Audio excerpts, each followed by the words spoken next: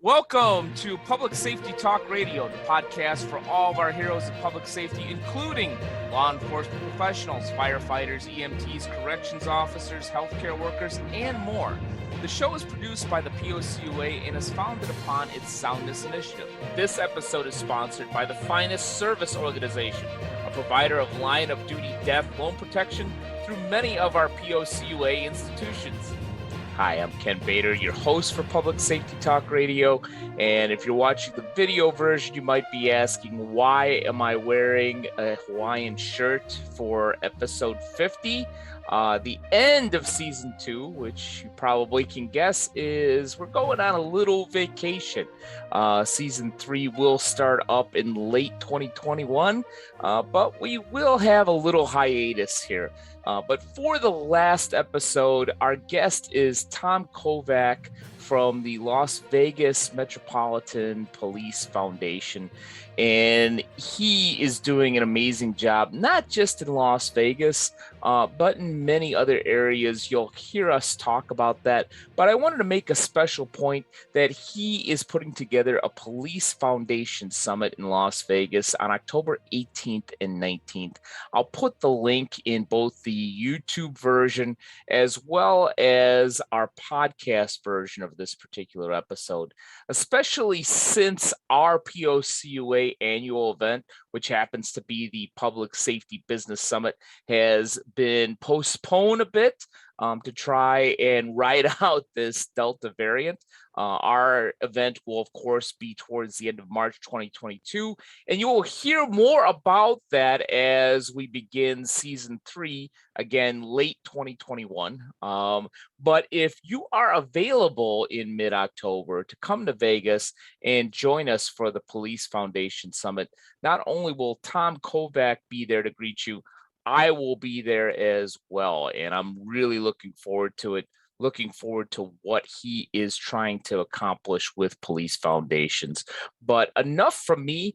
Let's listen to Tom Kovac. I have a really interesting guest. Shame on us because we don't do enough in getting executive directors from the great police foundations that we have out there.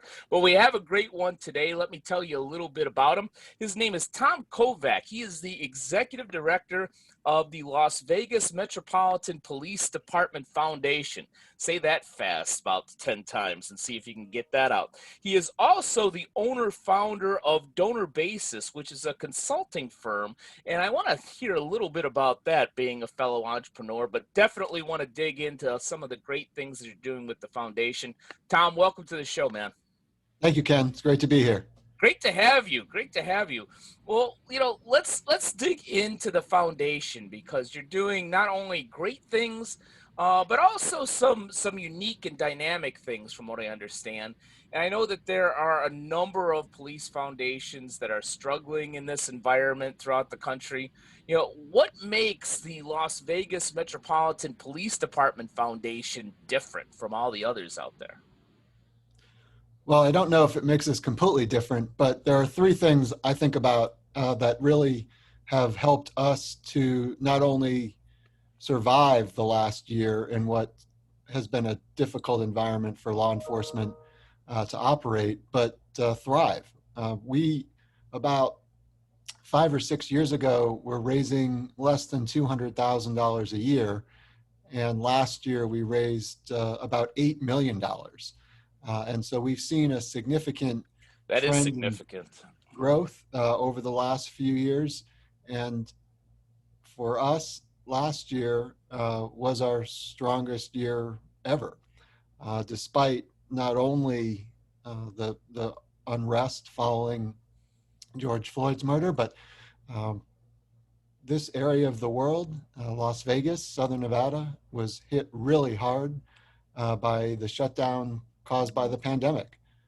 We are very much a community and an economy dependent on tourism, whether that be corporate tourism, meetings and conventions, or vacation travel. When that pipeline was completely shut off for several weeks, completely, and then significantly decreased over months, it was a pretty challenging time for us to, like every other nonprofit in Las Vegas, raise funds. And so I'd say the three things that give us an advantage, and have allowed us to continue to do our work and grow and have greater impact, is one, we are fortunate that our police department has focused significantly on maintaining positive relationships with the communities they serve. Communities of color, faith-based communities, different ethnic communities around the valley. And so we haven't seen some of the greater unrest that other cities across the country experienced, not only since last summer, but in times in the past. So the work we do, the work we fund, has created this opportunity for most people, if they know about us, and that's our biggest challenge, but if they know about us, they view our work positively. They view the work of our police department positively. And that creates a much better environment for our foundation to do the important work we do, which is primarily raising money for the police department and for public safety initiatives, and to build stronger connections and relationships between the communities that our police departments serve. So the first is the environment. It's been quite strong. It's strong in part because of the funding we're able to give the department to invest in community relations. Secondly, we're strong because we're focused, laser focused on those two elements of our mission. We don't get sidetracked. And three, and I think most importantly, we run our foundation, which is a nonprofit, like a business.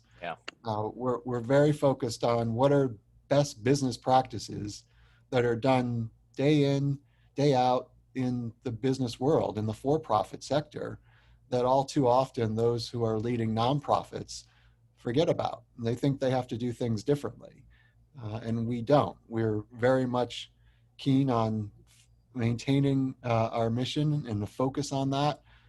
We're keen on looking for areas of opportunity and investment. And we remain true to the job at hand. Every single one of our employees, because we're primarily a fundraising organization, every one of our employees has a revenue generating function, regardless of their title. Some have a lot more because that's their primary function, but others on staff who are focused mostly on a non-fundraising role have a revenue generating component in their job description and in their daily work. And so we believe all of those things has really allowed us to, again, not only survive the last year, but really thrive. Yeah, so many things that I want to dig into what you just said. Probably the number one thing that keeps resonating in my head as a consultant myself. I'm not a fundraising expert. You have that expertise, but as a consultant myself that's worked with credit unions and nonprofits, the ones that really do succeed, understand the simple tenets of business and run it like a business. The ones that kind of run it, well, we're a nonprofit, well, we're a charity, well, we're here to give. Yeah, and that's all great, and you need that component as one of your core values, but those organizations really, really struggle and seem to go by the wayside. And I see that in police foundations. I've had the privilege of working with police foundations in a couple of venues, and some really seem to get that business concept, while others, pardon my phrase that I'm going to use, have a glorified secretary that, hands out badges, plastic badges for people and things of that nature. Fortunately, you're not the latter, you're the former. And that I think you gave a number of 8 million which is huge, and I know is envious of a lot of police foundations out there. Would you say, and you gave a few reasons for that? Would you say it's partially your prowess and understanding fundraising? Is it the police ties to the community in your particular region? Is it those businesses that really want to support what they see, or is it a combination thereof? Talk more about that. Sure, it's definitely a combination. What we have tried to do So you over the took the easy way out. You didn't just say, "Oh, it's all me. I know what I'm doing. I got here and I did it." It's like you did the political. Okay, that's fine. It was all three. Go ahead. all right. No, we've built a great team, and it starts with our board. We have a board of directors that represents the business community here, as well as civic leadership in this valley. That was not the case for our board several years ago. Our board was primarily brass at the police department. And that from an operational standpoint is challenging because we're an independent organization. And if our board is primarily a group of people who all report up to the sheriff, which is the head of the agency here in Las Vegas, that could call into question the independence of the foundation. But more importantly, uh, our police officers do a great job fighting crime and keeping us safe, but they're not trained to run a nonprofit. They're not trained to fundraise and do that type of work. So we have spent the last few years transforming our board of directors into one that represents the community and has great connections and ties to the corporations and businesses that call Las Vegas home or who operate here. And so that's made a big difference in our ability to raise the types of funds that we have been able to do. Secondly, we've been able to build a staff, a team here that allows us to be able to put on fundraising events and go to meetings, make presentations, uh, and provide the support and stewardship that we want to provide our donors. And so we've been able to develop some very healthy and strong relationships with the business community here and with households and families and some local foundations who understand and recognize the incredible value to having a safe community. If we're not safe, we're not perceived to be safe, we are going to start to lose tourism. We're not going to encourage businesses to move here and invest here. And so fortunately, that's a message that we've been able to convey effectively and build relationships around that has resulted in fundraising. And the third thing I'll say is we've given our community reasons to give to us. When we developed this wonderful board, we then said we need to find some ambitious projects that the department wants to undertake and can only undertake if they get funding from us. And so we did a few things. One, we launched a community engagement fund that allows all of the community-oriented policing teams across the department now to know that they are going to have a significant budget each and every year. They don't have to worry about raising the money themselves in order to conduct the community engagement programming that they want to do. And if they had to worry about that, or when they had to worry about that, they weren't able to plan far in advance. And we would get requests at the last minute constantly because they just ran out of time to fundraise and they had to do the event or they had to do the program. So we now invest a six-figure sum in community engagement. This year, actually, that figure is approaching $1 million.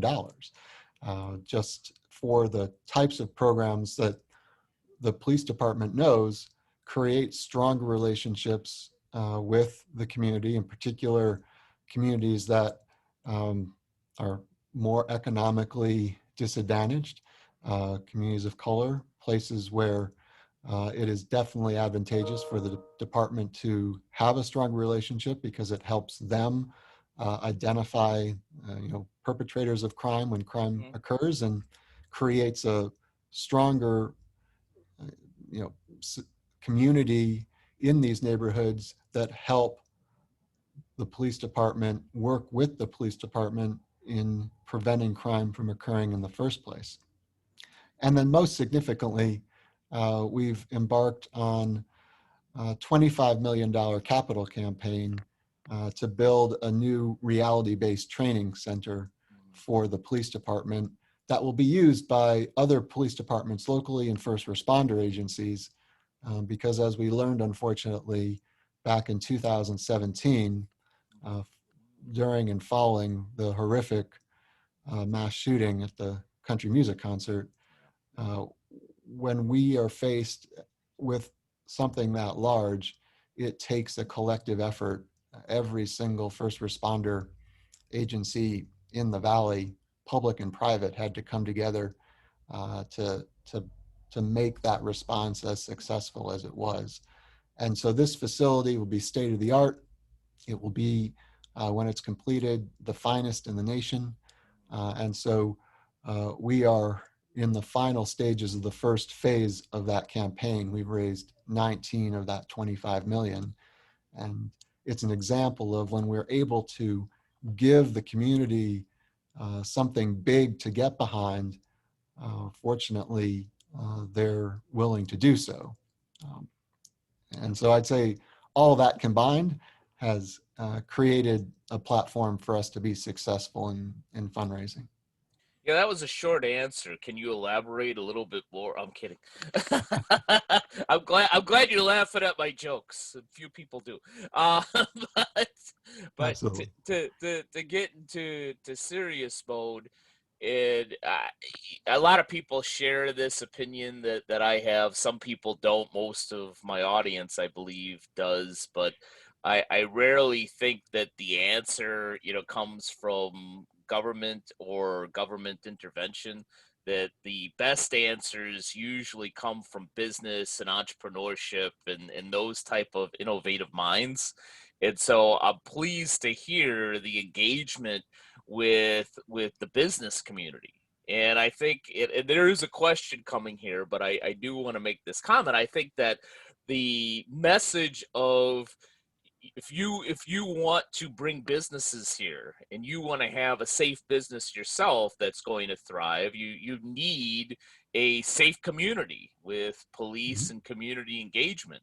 I think of, our friends at the POCUA Landry's. We usually use Landry's location for most of our events, if not all. And they're very supportive of first responders. Tillman Fertitta is actually the chairman of the Houston Police Foundation, and they run theirs like a business. Yeah, and I know that their organization, if they're going to put a Bubba Gump or a Morton's someplace, that they want that community to be safe. That is a business need. So I'm glad that they're supporting that mission. Also, when it comes to donors, whether you want to call them donors or sponsors or so forth, as they're lending their resources to a cause, part of that too is what's in it for us and what's in it for our brand. How do we build our brand by doing good? And certainly, Safe Communities is doing good, but how does that enhance their brand by partnering with the Las Vegas Metro Police Department Foundation? How do you help them to possibly get exposure, or enhance their brand in different ways by helping you? So it's a variety of ways that we are able to publicize the support we receive, and to your point, enhance the brand of our donors and sponsors. We do a series of events throughout the year. They're both programmatic as well as fundraising events. Uh, Again, our mission is twofold: to raise money and to build stronger bridges between the police department and the community. Mhm. And so one of the ways we feel we can build those bridges is help the community have a better understanding of who the people behind the badge are. I mean, these are people just like you and me. I mean, they have families, they have hopes and aspirations, dreams, stress points, Yeah. challenges. They're our neighbors. And we believe that we have a responsibility to help the public have a better understanding of that. And so our largest event of the year, what we call the Sheriff Salutes the Best of the Badge Gala, gets over 1,000 attendees. It's one of the largest fundraising galas in town. And that allows the officers who, over the last 12 months before that gala, who had done something to receive the 3 highest medals the department issues for valor and bravery, get to receive those medals from the sheriff in front of a very large audience. And because we're able to get some media to cover that event, they get that exposure beyond the room. And so do our donors and sponsors. So if you're a sponsor of that event, you're going to have your logo in front of 1,000 people, and then you're going to have that publicity beyond the room in the outreach we do into the media, social media, our own platforms, as well as the print and online radio and TV broadcast news coverage that we get. And so we believe that the public does want to support our police officers.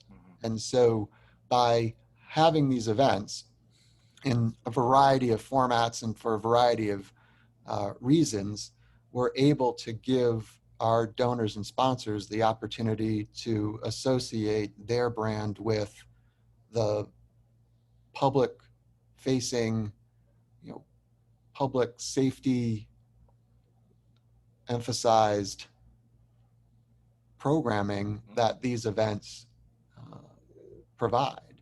And that's just a good alignment for our donors, and a good alignment for the local companies that do support us.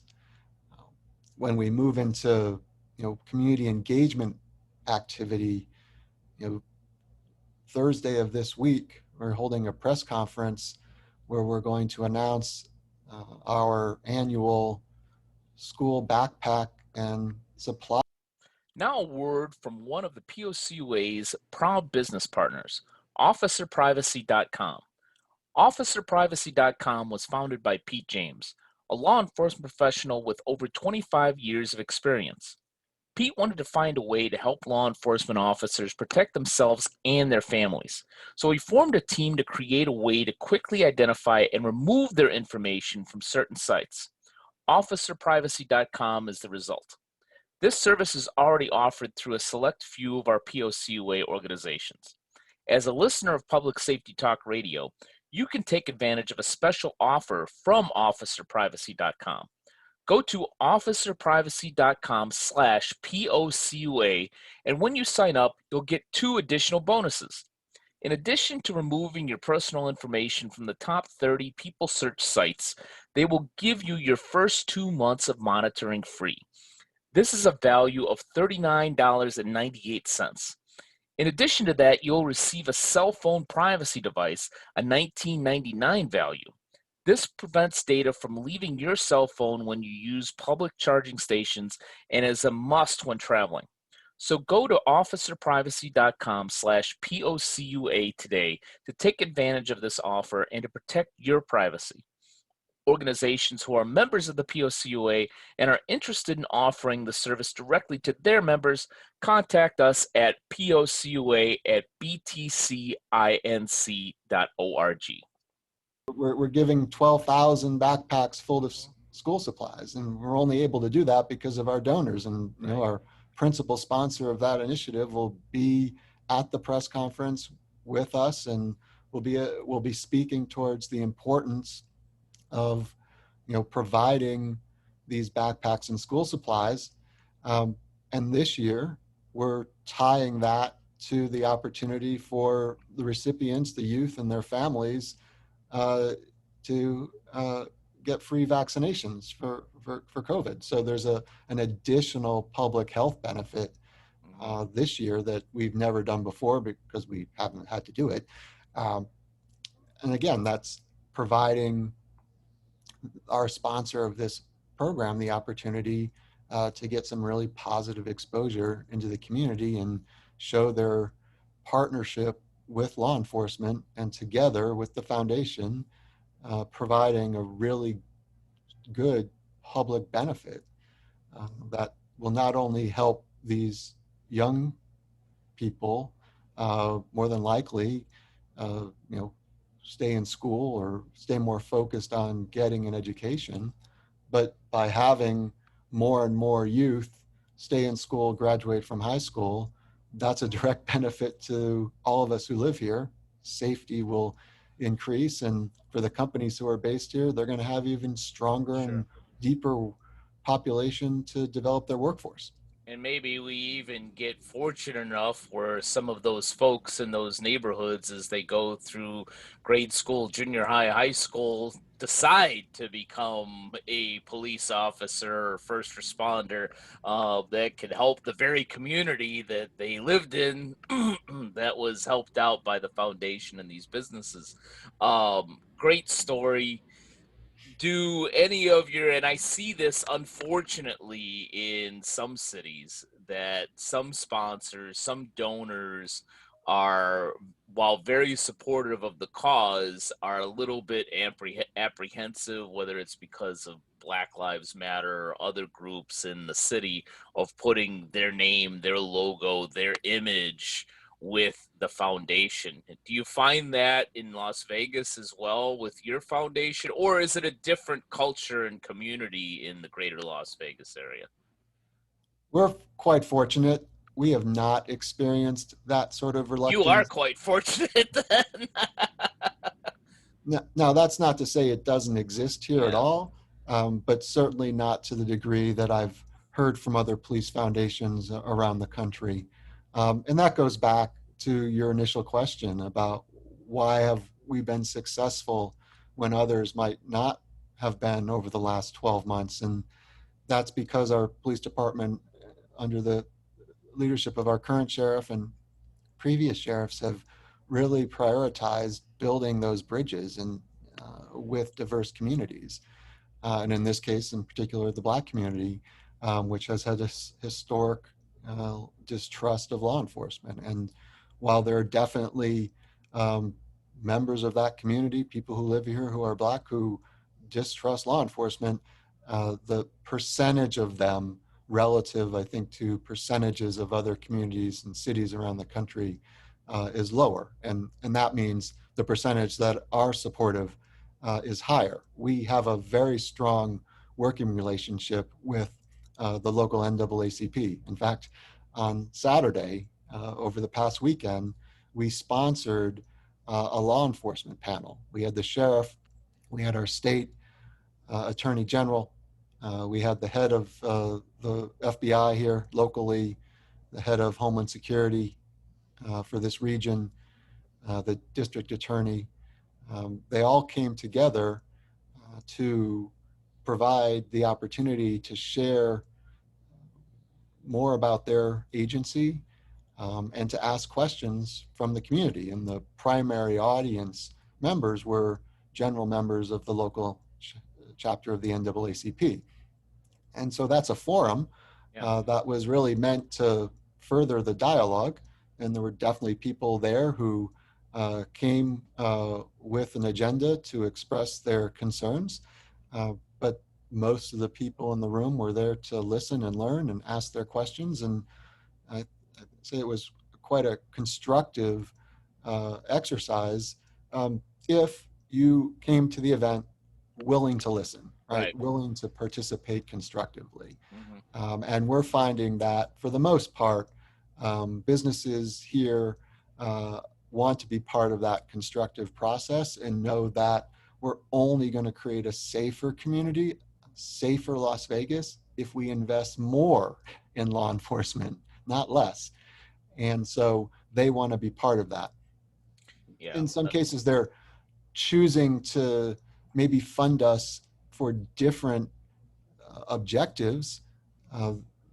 We certainly have had donors who in the past would have said, you know what, just use the money to support our police department the way you feel best. And some of them over the last 12 months have said, we really want to invest in you, the foundation, to invest in the police department in this very specific way. And this has less to do with a reaction to George Floyd's killing or another incident involving law enforcement somewhere in the country that was negative, and a lot more to do with the economic situation of Southern Nevada due to the pandemic. And so having these donors say, we want to invest in things like a backpack initiative, because they know that's going to help those who need the help in our community the most, is a very different decision than saying, we don't want to align with law enforcement, or we don't want to fund police officers. We want to fund the community. And so we're fortunate that we've been nimble enough to be able to provide a variety of different objectives that our donors can support. And so far, that's worked out really well for us, really well for the police department, and really well for anyone who lives or visits here, because we're, creating safer communities. Yeah. And entrepreneurial businesses have a tendency to be nimble. So that's great to hear. And I really appreciate what I'm hearing and what you're doing with the NAACP. It's my belief that 2/3, maybe more, of society either staunchly support police or are willing to talk about change in a positive way with police, and I'm for all of that. Unfortunately, we'll have a quarter of society, or maybe a third, or something less than that, hopefully, that just aren't going to listen. But we'll concentrate on the 2/3 to 3/4. But to shift gears a little bit, we got a little bit off the rails, but it was such an interesting discussion. I want to get back to something we talked about earlier, I believe maybe off camera, which was the survey. You led a charge, if I understand it correctly, to work with other police foundations to develop a survey to basically educate the public on what foundations do and what you're doing in terms of community police engagement and so forth.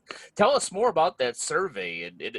And I know from my own personal experience, as great as it is in working with police organizations, and it really is awesome and rewarding, it's much like herding cats. So how did you pull that off? Well, it goes back to last summer, and a number of police foundations were being attacked. Their donors were being attacked, their sponsors were being attacked, their board members were being attacked for supporting law enforcement. And unfortunately for us, we did not experience that, but we did have a very unfortunate experience in regards to funding. So I referenced earlier the training center that we're building and working hard to raise $25 million. And we had a funding opportunity that was going to bring about $5 million to that project. It would pretty much have concluded our first phase goal. And we were days away from signing that deal when, unfortunately, George Floyd was murdered. And the response to that was, as we all know all too well, very strong. And this funder is based in Minneapolis. And they decided... Lucky you! They decided that they could not afford what they viewed as the reputational risk to continue with that funding for a law enforcement project. And it was an eye-opener for our foundation, and me, because we hadn't experienced that type of negative reaction toward our work and toward the work of our agency. Now, the irony of this is the most important training that we can provide our officers is the ability to de-escalate a situation.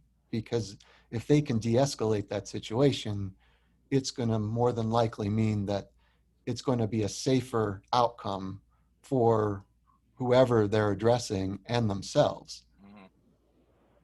Well, that's exactly the issue at hand when you think about the incident involving George Floyd or some of the others that have received a lot of media attention.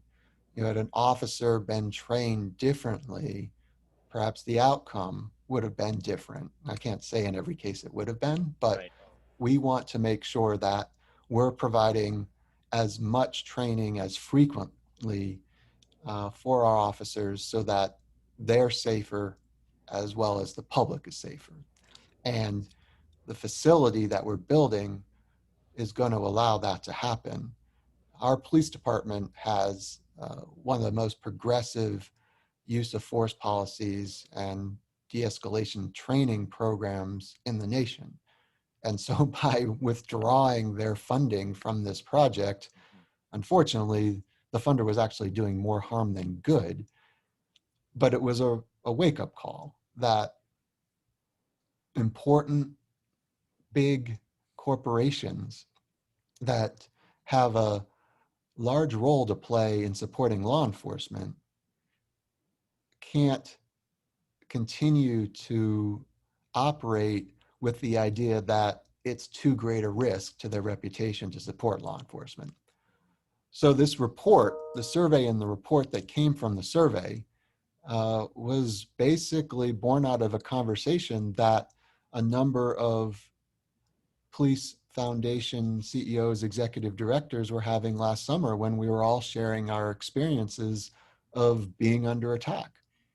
And Joan Brody, who's based outside of Chicago, not far from you, who has worked with a lot My of police hometown. foundations Go and ahead. police departments from a grant writing perspective, said, well, we need to start to demonstrate all the good that police departments are doing because of the funding they're receiving or the coordination they're receiving from police foundations.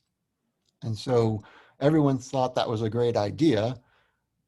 We ended the call. I picked up the phone and called Joan and I said, what would this cost? And she told me the number that she thought. And I said, okay, I'll make sure it's funded. Let's move forward. And out of that came a survey that we published in February of this year that demonstrated that the vast majority of the work that police foundations are doing are supporting what anyone, I think, would agree is positive police community engagement. And our hope is that this report will help change the portrayal of law enforcement more generally and police foundations more specifically in the work that we fund that's providing positive benefit. Let's help get the focus on the positive and not only on the relatively small number of negatives that are out there. And so that's the fundamental goal of that survey and the report. The other objectives are one, to help the public have a better understanding that police foundations exist. We know of about 250 police foundations around the country. There are more, we just don't know about them. But more importantly, there are thousands of agencies around the country that don't have a foundation. And so we're hoping that through this report, we will be able to motivate other municipalities, other communities to form public safety foundations. And then once that trend happens, hopefully by using this report and subsequent reports, demonstrate the significant impact we're having, and that hopefully will begin to change the perspectives of some of these big national funders who made a decision last summer no longer to support law enforcement or to support it much less significantly, and feel that they couldn't align themselves publicly with law enforcement. Was there anything as you did the survey and the report was being compiled and completed, was there anything that surprised you in terms of anything that the foundations or the survey pointed out, or was it all, yeah, I knew all that, we just needed to put it in print? Well, there was a lot of that. Like Yeah. what we found as people who are in this business every day was what we expected. We found that 80% or so of the foundations surveyed are supporting positive youth programming in the community, and that's athletics, that's arts, that's recreation. It's providing opportunities for youth to engage with police officers in a very positive way. They're serving as mentors, they're serving as coaches, they're serving as teachers. But we knew that. We knew that most police foundations were supporting training for our officers and wellness programs for our officers and their families. I think one of the things that was pleasantly surprising, right? I wouldn't have been able to say this without having the report been done, was that the population just of the foundations who participated in the survey, and there was about 60 who did, that population totals 39 million people. Those 39 million people are benefiting from public safety foundations. So we knew the work was happening. We just didn't have a way of being able to demonstrate how vast the work and impact actually is. And so that was very exciting. And I'd say perhaps the biggest surprise was the interest in police foundations of having a collective voice, of having an opportunity to learn from one another, to share best practices on a regular basis, and to provide support for newer foundations to grow into becoming larger foundations, and for communities without foundations to establish them. There was no, and actually as of today, there is no national network of police foundations. And we're working on that.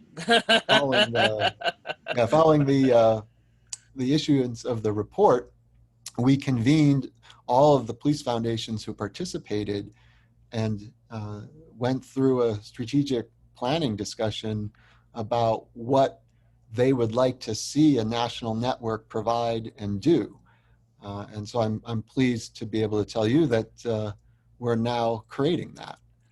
We've had several meetings since the spring when we issued the report, and we're looking to do an initial meeting, a small conference, if you will, here in Las Vegas in the fall, and bring together as many police foundations as possible for the first time, with the intent to have an independent association that will provide us with a framework and a platform to have a collective voice, so that we can try to influence not only the public nationally, but also some of the more significant funders, whether they be private sector corporations or federal government, where we can try to get more money to go to police foundations to support law enforcement. Yeah, I'm so pleased to hear about the work of bringing police foundations together. We did that to a certain extent in 2019 with the National Police Credit Union, with a small conference. And then, of course, COVID, like many things, kind of derailed it. But one of our focuses at the POC Way is to bring multi organizations together, not have all these disparate niches and groups out there. And as another point, and I picked up on this as you were speaking, is you used Police Foundation and Public Safety Foundation almost synonymously. And maybe that's where part of the answer is. People think of police foundations, some people may, from an image standpoint, as being just for law enforcement. But it's for specifically public safety if it's run properly, like your foundation, where it's not just for cops, it's for communities, it's for the whole city, if you will. And I think that from a branding standpoint, if we can get some of that out there, and one thing that frustrates me, I've never been a police officer, but I've always been a supporter of police officers. I've worked with law enforcement for nearly 20 years. And when I hear this defund the police crap bluntly, and even defend the police, which are just phrases with really not a lot behind it, my answer is always we need to develop police. And that's not necessarily, more training on firearms or spending money on more vests necessarily. You talked about this briefly. It's about officer wellness, so that an officer is going out, in the field, not at 80% capacity, but at 100% capacity. For things like de-escalation, for things before there's even a problem of getting the communities involved, whether it be a little league team or the, as you said, the NAACP type of forum, things of that nature, where you're having those discussions, you're having those community involvements before there's even an altercation, where it's a lot different than you just see somebody with a badge coming in, but you say, oh, that's Coach John. Yeah, well, I don't want to, police officer I may not care about, but I care about John. And if he's coming over here, then, we need to tone this down a little bit. So I think that a lot of those things from a public safety standpoint, and when you think public safety foundation, it alleviates some of those problems before they even start. Now, do I have something there? Am I onto something, or am I just ignorant and naive, Tom? I completely agree with you. We were very intentional in using public safety in the title of this new organization. Yeah. And I think you're spot on that it is important to convey the broader scope of the work, and the emphasis on public, the emphasis on community, because at the end of the day, that is who we all serve. And so I couldn't agree with you more on the importance of emphasizing that broadness of the mission and public safety over specifically just law enforcement or any other element of public safety. Yeah, awesome. I got something right today. Cool. But as I often say, it even, one of the taglines on the back of my Public Safety Talk Radio shirt is being pro-police and pro-change, aren't mutually exclusive. And I'm for any change that not only creates safer communities for the whole public, but also allows all of our police officers to have a higher probability of going home safely to their families after all their shifts. As we kind of close this up here, because it's been such an interesting conversation, I've taken a little bit more of your time than originally intended, but thank you for being a good sport on this, because we're getting such good information out there. What advice or tips might you give some of the police foundations out there, especially some of the smaller ones that may be struggling a little bit, that may have, really good people with passion and intentions, but may not have, some of this business acumen that you bring in? What's, if there's a number one tip or piece of advice, what might it be, Tom? Well, fundamentally, it goes back to where we started the conversation, right? Run your foundation like a business. Stay focused on what businesses stay focused on. So a business to be successful is focused on its mission and not allowing itself to get distracted by things that are not central to the mission. A good business invests in itself. So I think, unfortunately, too many nonprofits are fearful of spending money at times. And if any company took that approach, they would never grow. And it's the same for a nonprofit. If you want to grow, and in our case, it's not necessarily growing the size of the organization in terms of the number of staff we have, it's the amount of money we raise that we can invest into the community, invest into the police department. Right. And so, that involves spending money to raise money, just as in a for-profit corporation, it's spending money to make money. That's all too often lost. And the third thing is risk-taking. Any successful business has taken risk to get to that next level. They've taken risk to open a new market or provide a new product or service.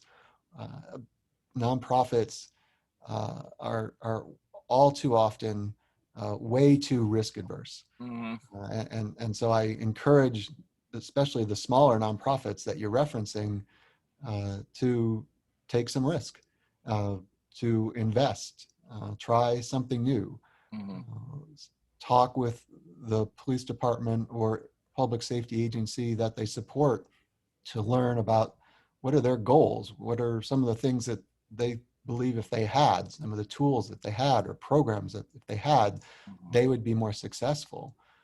Create a story about that, create a vision around it, and then go out and sell it. Because I know that they will find people in their community, whether that's an individual, a family, household, or small business, corporation, who will be interested in supporting that vision and will be compelled by that story to support that risk. But if the foundation isn't willing to take the risk, try something new, it might fail, might not go as well as they hope, they won't grow. And too often, not only will they not grow, but they'll become stagnant and often contract. And that's definitely not progress and healthy for our communities. And definitely not what we need right now. It brings me back when I went to so-called consulting school years ago, and for 10 days, they pounded one concept into our head, which is every business only has three functions. And they even said it like this: I don't care if it's a restaurant, a charity, a church, a clown college, a brothel, casino, whatever it is, there's only three functions to any business, and that's sales, operations, and finance. How do we get business? How do we do business? And how do we get paid? That's all there is. And you use the word selling, whether it's selling an idea or selling a program. And I don't think that is a bad word or phrase for police, or, as we probably should better say, public safety foundations. I like that. I'm going to use that. As we close up here, last question, maybe the most important question, is how can our audience find you, whether it's your consultancy on fundraising or to get an access to the survey and the report, or just connect with you for what you're trying to build with police foundations? How can our audience best get in contact with you? Sure. Best way is email me, tkovach, K-O-V-A-C-H, at donorbasis.com. But in order to learn more about the survey and the police foundation, it's lvmpd foundation.org.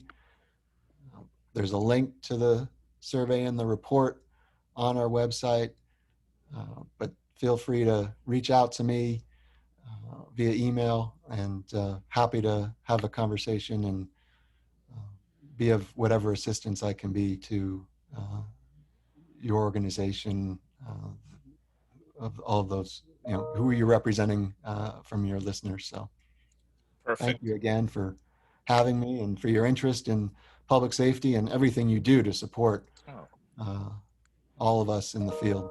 We greatly appreciate it. Thank you. It's my pleasure. I appreciate you spending so much time with me today on what I'm sure is a busy day, and sharing a lot of this good information. Thank you, as always, for either watching or listening to this particular episode, the final episode of season 2 of Public Safety Talk Radio. And here's hoping that you will join us for season 3 in late 2021. As always, take care of yourself, stay safe, and we'll be with you soon. Thank you. Public Safety Talk Radio is produced by the POCUA. POCUA is a consortium of financial institutions serving law enforcement as well as other first responders and public safety professionals. To learn more about our association and to find one of our credit unions or service providers near you, go to www.policecreditunions.com. And always remember, if you aren't working with one of our POCUA credit unions, you're just banking with an institution that just so happens to serve first responders. As a public safety professional, you and your family deserve better. Find a POCUA credit union today.